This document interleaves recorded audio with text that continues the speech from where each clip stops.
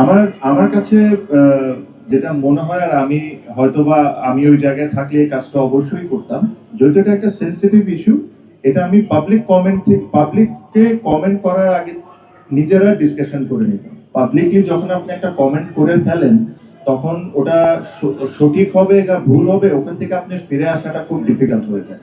So public comment করার আগে আমার কাছে মনে হয় ইন্টারনালি আপনারা নিজেরা ডিসিশন নেন, আপনারা কি করবেন না করবেন।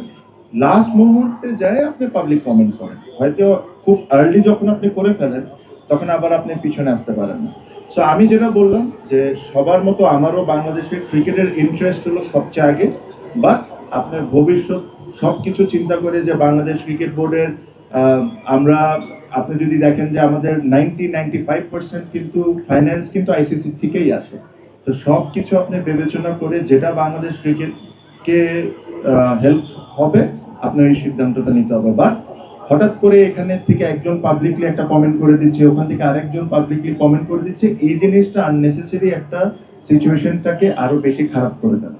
সো আমার আমার দিক থেকে আমি এটাই বলবো যে আপনারা আপনাদের মতো সিদ্ধান্ত নেন, বিকজ আপনাদের কাছে ইনফরমেশন মিডিয়া বা নর্মাল কমন পাবলিকের চেয়ে আরো অনেক বেশি, আমার চেয়েও অনেক বেশি। সো আপনারা যেটা সঠিক মনে করবেন সিদ্ধান্ত নেওয়ার পর তারপরে আপনারা পাবলিকলি একটা কমেন্ট করবেন, এটা না যে প্রত্যেকটা দিন পাবলিক কমেন্ট করছেন, যেটা এখন হচ্ছে।